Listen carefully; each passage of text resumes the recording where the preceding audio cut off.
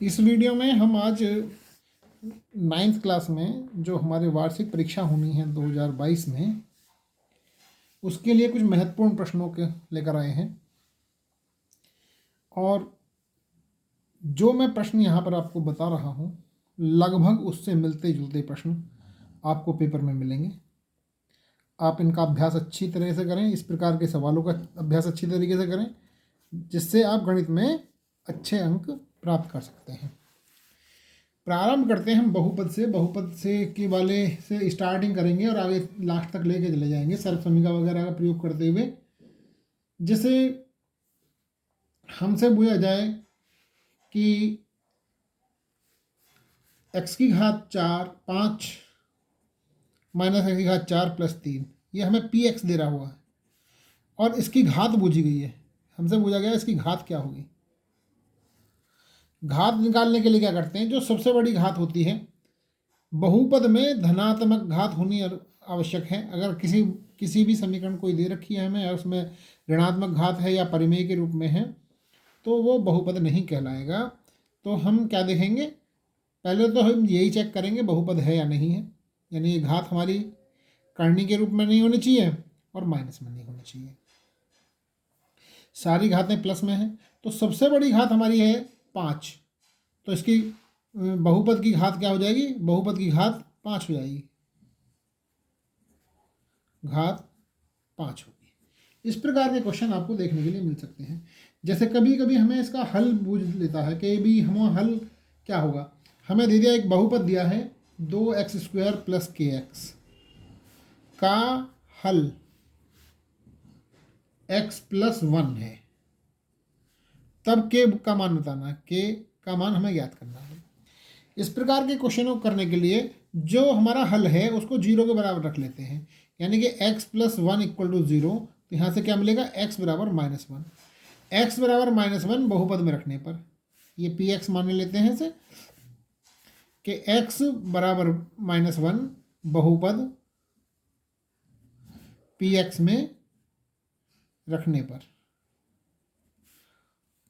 शेषफल 0 आएगा, शेषफल 0 होगा। इसका दूसरा रूप ये भी समझ सकते हैं कि अगर हम इससे भाग दें तो इसमें शेषफल 0 होना चाहिए।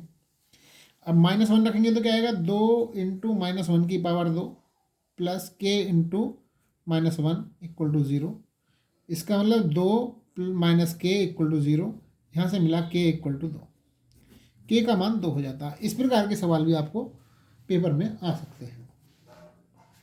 और हमारे को सर्वसमीका वाले भी आ सकते हैं। सर्वसमीका में क्या होता है, जैसे हमने पढ़ी है सर्वसमीकाएं, a प्लस बी का होल स्क्वायर वाला पढ़ा है। क्या होता है, a² plus b² plus c² twice ab, और a माइनस बी का होल स्क्वायर ये होता है हमारा a² plus b² minus 2ab।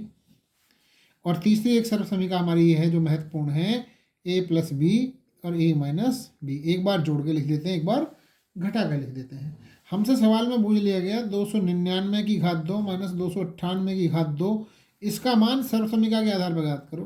देखो ये हमारा बिल्कुल इसकी तरह से हो जाएगा, इस वाली सर्वसमीका के रूप में। इसको क्या करेंगे, एक बार जोड़ देंगे और एक बार घटा देंगे। इसका मान तो 1 आ जाता है, इसका मान आ जाएगा 9 8 17 का 7 लगा 1, 9 9 18 19 का 9 लगा 1 4 1 597। 597 ही गुणा 1 में करेंगे तो 597 ही आएगा, ये इसका आंसर हो जाता है। तो मेरा मानना इस टाइप के सवाल आप समझे होंगे। और देखिए इस प्रकार के सवाल कैसे सवाल आते हैं आपके लिए, कि हमें दे दिया कि एक रेखा दे दी, कोई रैखिक समीकरण दे दिया, एक रैखिक समीकरण है। रैखिक समीकरण क्या दी है, 2x प्लस 3y बराबर k, और इसका हल दे दिया 2,0, इसका हल है। अर्थात इसका मतलब ये क्या होगा इस प्रकार के सवालों में कि x का मान तो 2 होगा और y बराबर 0 होगा। x बराबर 2 y बराबर 0 इसमें रख दो, x बराबर 2 y बराबर 0 समीकरण में रखने पर क्या आएगा भैया, 2 इंटू 2 प्लस 3 गुणा 0 बराबर k। 3 की गुणा 0 में करेंगे 0 आ जाएगा, 2 दूनी 4 आ जाएगा, बराबर का k आ जाएगा। इसका मतलब k बराबर 4 आ जाएगा। इस प्रकार के सवाल हम ऐसे कर सकते हैं। एक सवाल दिया है हमें, इसी क्रम का एक सवाल है कि हमें एक ये समीकरण दी हुई है 3x + 4y = 6 का आलेख खींचना है। आलेख खींचना है। आलेख का मतलब इसका ग्राफ खींचना होता है हमें। ग्राफ खींचने का सबसे आसान तरीका है कि इसमें हम एक टेबल बना लेते हैं। टेबल बनाने के लिए यहाँ पर x रखेंगे, यहाँ पर y रखेंगे। एक बार यहाँ 0 रख दीजिए, एक बार 0 यहाँ रख दीजिए। x का मान 0 इसमें रखेंगे तो क्या आएगा, 0 + 4y = 6, y बराबर आएगा 6/4 यानी कि 3/2। यहाँ आ गया 3/2। और y बराबर 0 रखेंगे तो x का मान 2 आ जाएगा।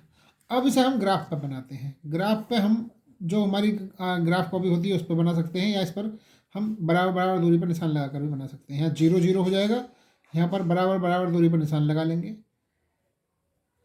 इस प्रकार से 1 2 3 4 5, इसी प्रकार से यहाँ लगा लेंगे 1 2 3 4 और 5।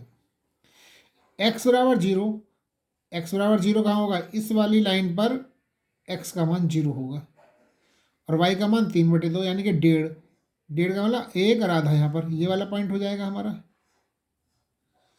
अब y का मान 0 होगा तो x का मान 2 है, ये वाला पॉइंट हो जाएगा। इन दोनों को मिलाते हुए एक लाइन खींच देंगे। सवाल में कहा गया है कि x अक्ष को कहाँ काटता है, y अक्ष को कहाँ काटता है। तो इस बिंदु के निर्देशांक हो जाएंगे 2, 0, इसके हो जाएंगे 0, 3/2। x अक्ष को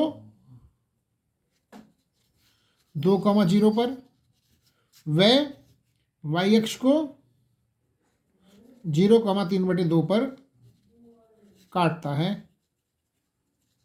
ठीक है, इस प्रकार के सवालों का इस तरीके से कर दिया जाएगा। और हम सवालों में क्या आता है हमारे को इसमें कि हमसे पूछ लिया जाए, सर्वसमीकरण का प्रयोग करा सकता है। जैसे हमसे पूछ लिया जाए कि भाई एक कोई संख्या दे दी हमें, जैसे हमें मान लिया 105 दे दिया, 105 की घात 3 दे दिया, इसका मान सर्वसमीकरण से ज्ञात करना है। सर्वसमीकरण से ज्ञात करने के लिए हम क्या करते हैं, हमारे पास एक फॉर्मूला होता है a + b की घात 3, इसका मान होता है a की घात 3 + b की घात 3 + 3ab और a + b के बराबर होता है। अब हम इस सवाल को a + b के रूप में ले आएंगे, इसको इस रूप में तोड़ना है, यानी कि इसको लिख सकते हैं हम क्या, 100 + 5 की घात 3। अब a के स्थान पर 100 हो जाएगा, b के स्थान पर 5 हो जाएगा, इसमें रख देंगे।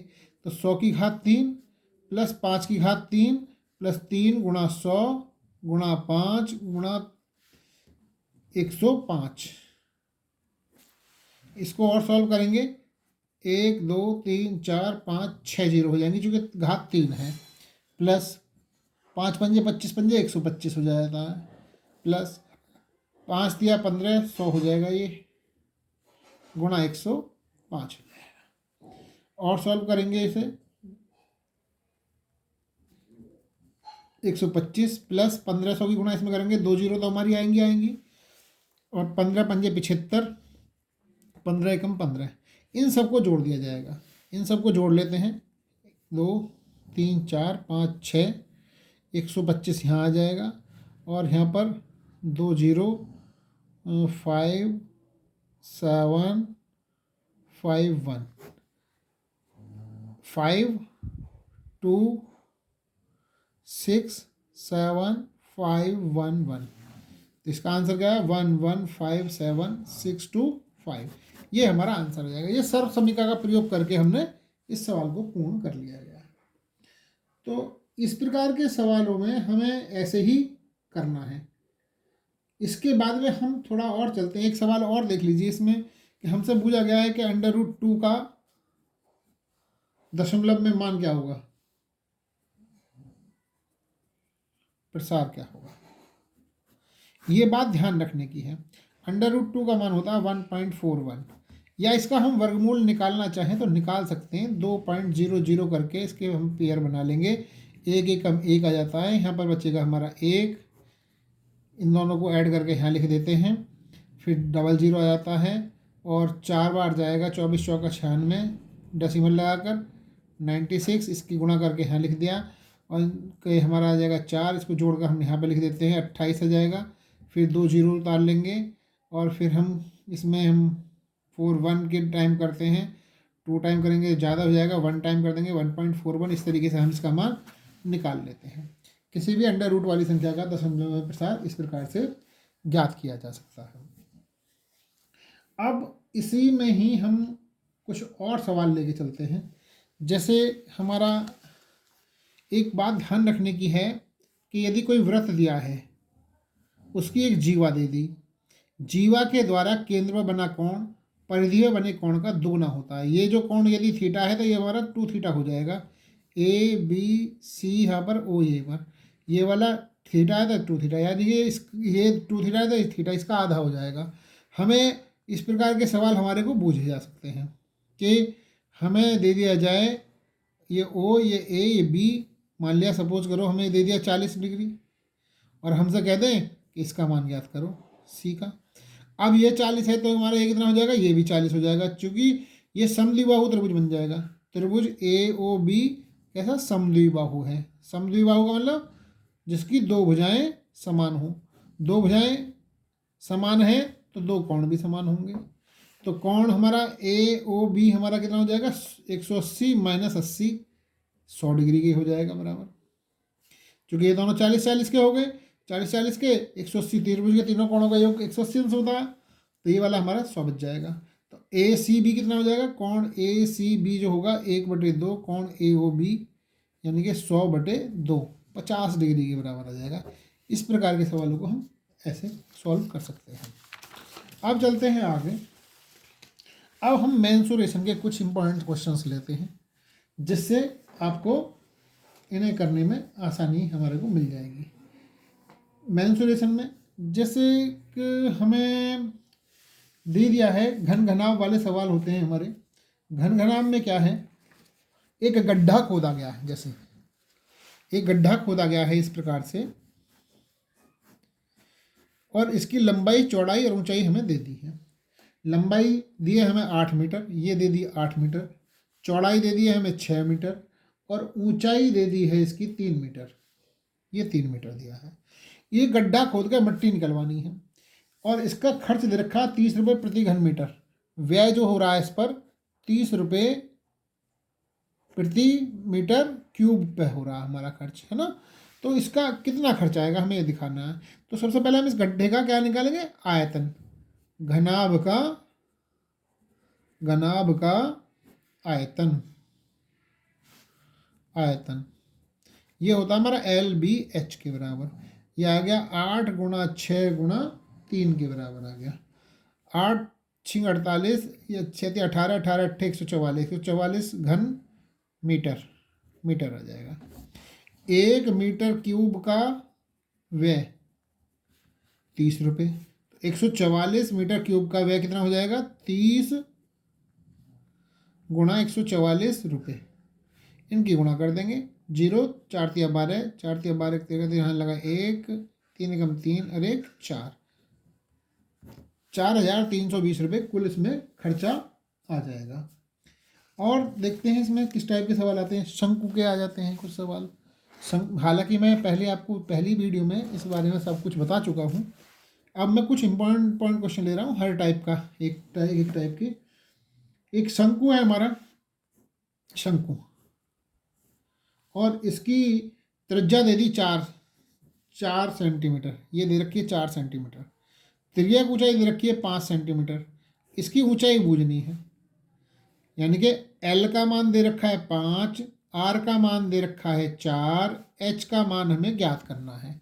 तो इन तीनों में एक संबंध होता है, L⁻2 बराबर R⁻2 प्लस H⁻2, या H⁻2 तो हमें निकालनी है, तो इसे लिख सकते हैं L⁻2 माइनस R⁻2, 5⁻2 माइनस 4⁻2, ये आ जाएगा 25 माइनस 16 बराबर 9। इससे क्या निकल कर आएगा, H बराबर 3 सेंटीमीटर, क्योंकि इसका वर्गमूल ले देंगे, H² का मान 9 आया, H का मान 3 सेंटीमीटर आ जाता है। और इसमें किस टाइप के सवाल बनते हैं हमारे, हमें दे देगा सवाल में कि जैसे दे दिया कि गोले, हमें कई बार सवाल को कन्फ्यूजन करने के लिए दे देता है। ये कह रहा है एक गोले की त्रिज्या 2R है, गोले की त्रिज्या त्रिज्या दे दी हमें 2r, और हमसे इसका आयतन पूछ लिया। गोले का आयतन क्या होता है? गोले का आयतन 4/3 पाई इंटू त्रिज्या की घात 3 होता है। इसका मतलब 4/3 पाई गुणा आर, त्रिज्या कितनी दे रखी है? 2r की घात 3 हो गया। तो यहाँ से आ जाएगा 2 दूनी 4 दूनी 8, चौक 32 पाई/3 आर की घात 3 यूनिट, इकाई।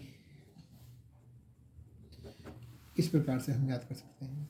और किसी तरीके के सवाल आते हैं, जैसे गोले में ही और आ सकते हैं कि हमारे को पृष्ठीय क्षेत्रफल दे दिया और आयतन पूछ लिया। हमें दिया है दूसरा सवाल है ये गोले का कि पृष्ठीय क्षेत्रफल दिया है। पृष्ठीय क्षेत्रफल 154 सेंटीमीटर स्क्वायर, और हमसे आयतन ज्ञात करवाया है। तो हमारा 4 पाई आर स्क्वायर दिया है 154 के बराबर।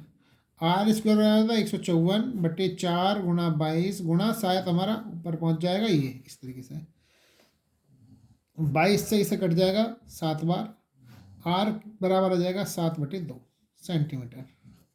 ये त्रिज्या आ गई। अब हमसे पूछा गया आयतन, v बराबर होता है 4/3 पाई आर क्यूब, 4/3 गुणा 22/7 गुणा 7/2 गुणा 7/2 7/2, या पाई के पदों में भी हमसे छोड़ सकते हैं। 2 दूनी 4 से 4 खत्म हो जाएगा, और 1 7 से 1 7 से खत्म हो जाएगा। इसकी जब गुणा करेंगे हम, अलग कर लेते हैं, ये आ जाएगा हमारा 49, तो ऊपर आ गया गुणा 22 आ गया, और नीचे आ जाएगा 3 गुणा 2, 2 से भी 11 बार कट जाएगा ये, तो ये आ जाएगा 11 9 99, और 11 चौक 44, और 9 53/3 सेंटीमीटर क्यूब। ये हमारा गोले का आयतन हो जाएगा। अब इसी में क्रम में है सवाल हमारे जो बनते हैं, वो बनते हैं रोलर के, मतलब एक तरीके से बेलन टाइप का एक सवाल किस टाइप के आ जाते हैं। एक रोलर है, रोलर मतलब ये हमारा सड़क कोटना इंजन टाइप है हमारा, उसके एक पहिए का जो हमारे को व्यास दे रखा है 84 सेंटीमीटर, यानी कि ये दे रखा है 84 सेंटीमीटर, और इसकी लंबाई दे दी हमें 120 सेंटीमीटर। अब वो कह रहा है जब किसी खेत में घुमाया जाता है रोलर को तो 500 चक्कर लगाने पड़ते हैं, खेत का क्षेत्रफल बताना था। ठीक है, तो इसकी त्रिज्या तो हो जाएगी 84/2 यानी कि 42 सेंटीमीटर, और एच का मान यानी कि एल बराबर एच के हो जाएगा, ये हमारे 120 सेंटीमीटर दे रखी है। हमें इसका वक्र पृष्ठ कितना हो जाएगा? वक्र पृष्ठ के रोलर एक चक्र में अपने वक्र पृष्ठ के बराबर भूमि समतल करेगा।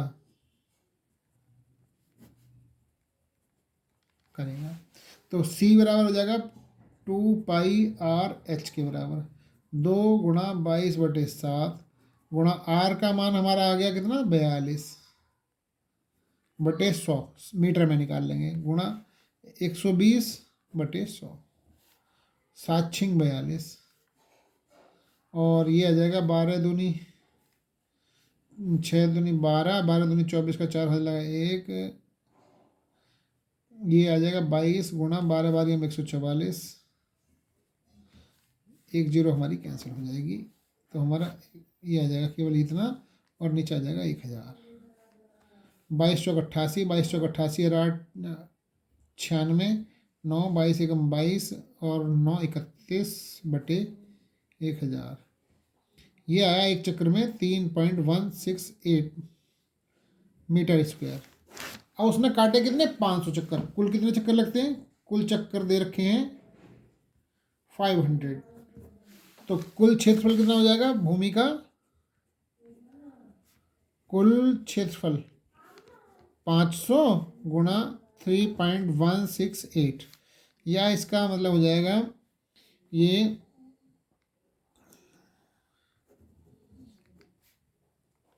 10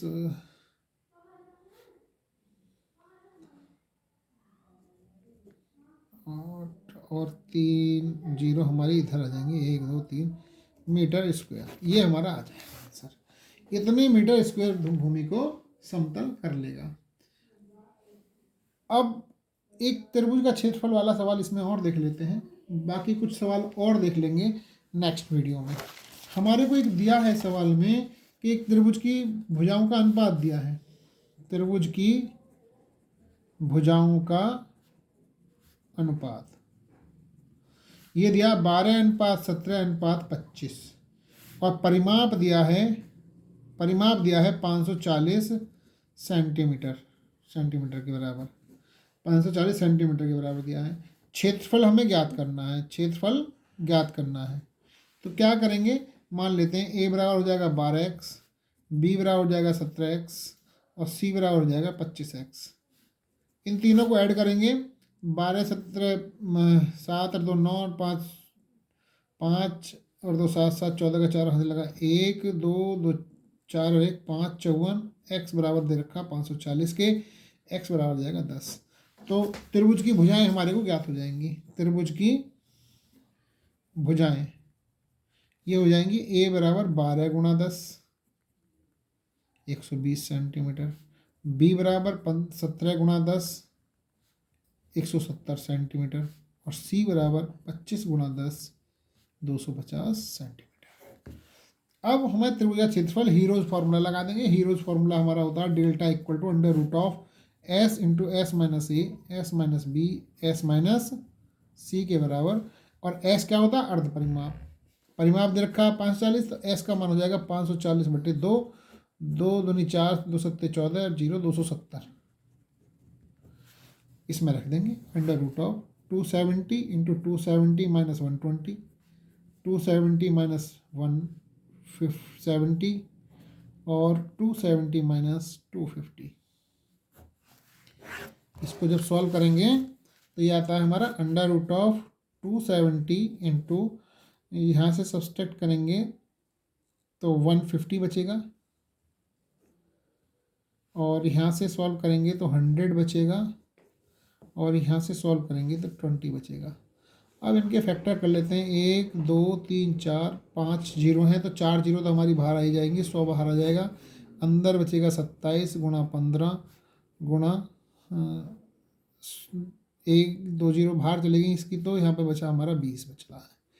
इसके और फैक्टर कर लेते हैं, 100 अंडर रूट ऑफ 9 गुणा 3 गुणा 3 गुणा 5 गुणा 4, इनके वर्गमूल निकाल देंगे। 100 इसका वर्गमूल 3 हो जाता है, इन दोनों में से 1 3 बाहर आ जाएगा, 5 1 बाहर आ जाएगा, गुणा 2 रह जाएगा।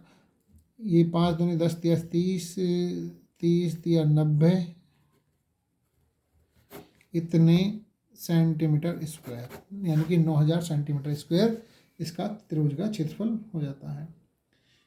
कुछ सवाल मैंने इस वीडियो में बता दिए हैं, कुछ और सवाल दूसरी वीडियो में लेकर आएंगे। तब तक के लिए थैंक यू।